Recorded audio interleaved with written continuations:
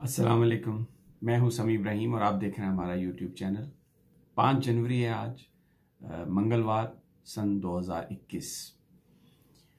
पाकिस्तान की सियासत में जो नेशनल मीडिया है उसमें तो पीडीएम छाई हुई है, तहरीक इंसाफ छाई हुई है, नून लीग है, पीपल्स पार्टी है, मौलाना फजलुर रहमान है, मरियम नवाज है और बिलावल भुट्टो। बहुत सारे इन लोगों के हवाले से गुफ्तगू हो रही है, उन्हीं को कवरेज मिल रही है। लेकिन अवाम की सतह पर एक नया फिनोमेना जन्म ले रहा है जिस पर मैं आज बात करूंगा, और वो है तहरीक लब्बैक पाकिस्तान। अल्लामा खादम हुसैन रिजवी की जमात। अल्लामा खादम हुसैन रिजवी इंतकाल उनका नवंबर में हुआ, लेकिन उन्होंने जो नामूस रिसालत के हवाले से और जो पाकिस्तान के अंदर जो इस वक्त ग्रास रूट लेवल पर निहायत ही आम आदमी की सतह पर जो प्रॉब्लम्स हैं उनको उन्होंने हाईलाइट किया था और बहुत बड़े बड़े इज्तिमा भी हुए। लेकिन जो नेशनल मेन स्ट्रीम मीडिया है और जो मेन स्ट्रीम पॉलिटिकल पार्टीज हैं, क्योंकि उनके लिए वो एक खतरा थे, तो इसलिए ये कह दिया गया कि वो शायद पाकिस्तान की किसी एजेंसी ने उनको खड़ा किया है। उसका मकसद नून लीग को कमज़ोर करना है, उसका मकसद पाकिस्तान की आईएसआई है जो उसका इन्फ्लुएंस पॉलिटिक्स में ज़्यादा बढ़ाना है। इस तरीके से करके उसको दागदार करने की कोशिश की गई, उसको मेन स्ट्रीम पॉलिटिकल अरीना से उसको निकालने की कोशिश की गई। और फिर जब वो इलेक्शन कमीशन भी गए अपने आप को as a political party register कराने के लिए, तो उनको इलेक्शन लड़ने की भी इजाज़त नहीं दी गई। इंतहा पसंदी का इल्ज़ाम लगाया गया। कह वो क्या रहे थे कि नामूस रिसालत पर कोई एग्रीमेंट मंजूर नहीं है। नबी पाक सल्लल्लाहु अलैहि वसल्लम की जो हुर्मत है, उनका जो तकद्दुस है, जो शान रिसालत है, उस पर वो किसी तरह का भी कोई कंप्रोमाइज करने के लिए तैयार नहीं। सुप्रीम कोर्ट का जो डिसीजन था, पहला जो फैजाबाद धरना था, जो बेसिकली इसलिए किया गया था कि कानून में तब्दीली की जा रही थी शान रिसालत के हवाले से, तो उस धरने को भी ये कहा गया कि ये नवाज शरीफ की मुस्लिम लीग नून की हुकूमत को ख़त्म करने के लिए है। और फिर उसमें जो फैसला भी जो सुप्रीम कोर्ट का आया उसमें हवाला दिया गया नामालूम अफराद और इस किस्म का तहरीक लब्बैक पाकिस्तान पर कीचड़ उछालने की बातें होती रहीं। लेकिन पाकिस्तान की आवाम ने तहरीक लब्बैक पाकिस्तान को मुस्तरद नहीं किया और उन्होंने इस प्रोपेगेंडे पर असर नहीं धरा। मैं आपको थोड़ी सी मिसाल देता हूं। 2018 के जो इंतखाबात थे, 14 कौमी असम्बली की सीट्स पर 21 लाख वोट हासिल किए तहरीक लब्बैक ने। और सिंध में तो उन्होंने बिलावल भुट्टो को लियारी में, वो जगह जहां पीपल्स पार्टी का जो गढ़ था, वहां पर उन्होंने बिलावल भुट्टो को तहरीक लब्बैक पाकिस्तान के रहनुमा ने शिकस्त दी। और अल्लामा खादम हुसैन रिजवी जो थे, उन्होंने जो एहतजाज किया, जिस तरीके से वो चीज़ों को लेके आए, तो एक बड़ा उन पर यह एतराज़ था कि जी इस किस्म के काम तो रियासत करती है। आप सलमान तासीर साहब का जब कत्ल हुआ और उसके बाद मुमताज़ कादरी को जब सज़ा दी गई और वो जो सारी कंट्रोवर्सी हुई जिसपे खादम हुसैन रिजवी साहब को ये कहा गया कि ये रियासत का काम है, इंडिविजुअल का काम नहीं, तो उनका एक बड़ा सवाल था कि अगर रियासत अपनी ड्यूटीज में फेल हो और वो भी एक ऐसे मसले पर जिसमें नबी पाक सल्लल्लाहु अलैहि वसल्लम की शान का जिक्र हो, तो फिर मुसलमान कहाँ जाएं। बड़ा एक ये वैलिड सवाल था जिसमें उन्होंने ये कहा था कि मगरब के प्रेशर पर, बिजनेस के प्रेशर पर, IMF के प्रेशर पर, वर्ल्ड बैंक के प्रेशर पर, अमेरिका और फ्रांस और यूरोपियन यूनियन के प्रेशर पर GSP प्लस स्टेटस लेने के लिए आप अपने कवानीन में तब्दीली कर रहे हैं जिससे हुर्मत रसूल मुतासर हो सकती है और हमें ऐसा कारोबार नहीं चाहिए। तो वो रियासत जो शान रिसालत के लोगों को सजा ना दे सके, तो वो बड़ा सवाल उनका एक ये था कि फिर आम आदमी, आम मुसलमान क्या करे। और शायद जो पाकिस्तान के लोग हैं वो उनके दिल से जो निकलने वाली ये बात थी उस पर उन्होंने कान धरा। और फिर आपने देखा ये 2018 के इंतखाबात, 4 सिर्फ पॉलिटिकल पार्टीज और हैं, नून league, peoples party, Tehreek Insaf और मुत्तहिदा मजलिस अमल, जो 20 लाख से ज्यादा जिन्होंने वोट लिए हैं, और 5वीं उनमें तहरीक लब्बैक पाकिस्तान है।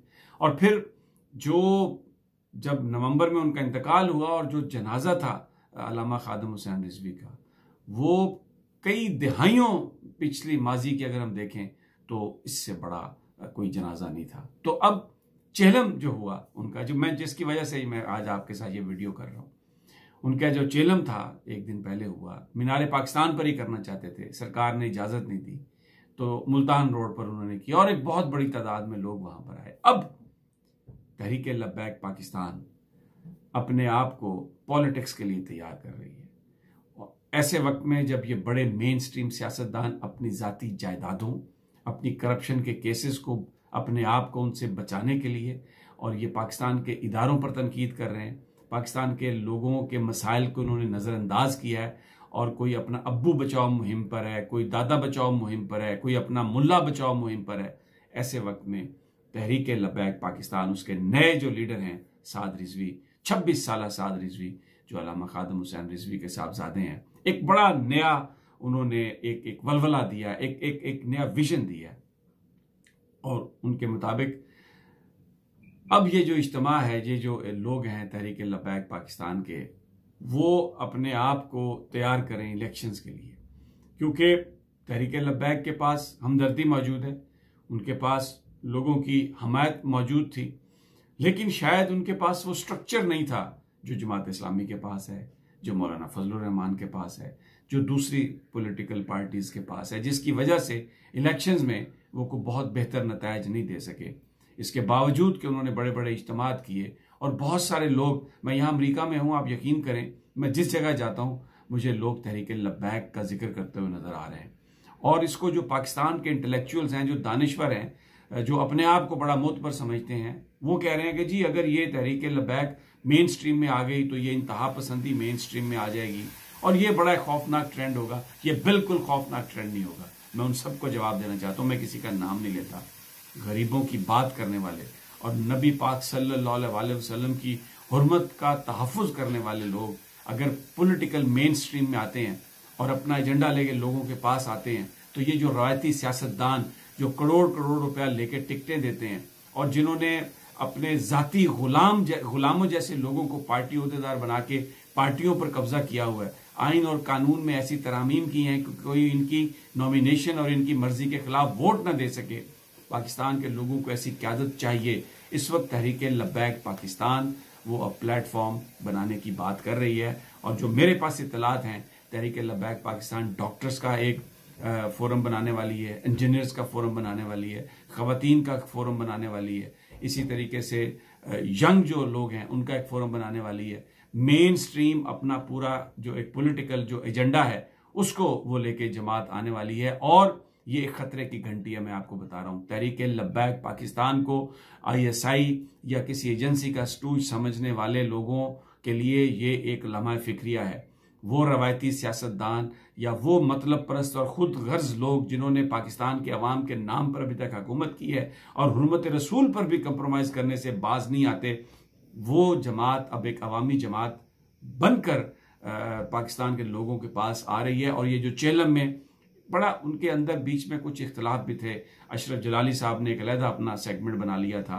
पीर अफजल गुजरात के, वो हालांकि निकल गए थे 2019 में, लेकिन उन्होंने आके ये कहा कि अब ये जमात जो है ये हमारी है। लेकिन अब वो जो उनकी मजलिस आमला है तहरीक लब्बैक पाकिस्तान की, उन्होंने लीडरशिप के तमाम जो मसाइल थे उनको सेटल कर दिया।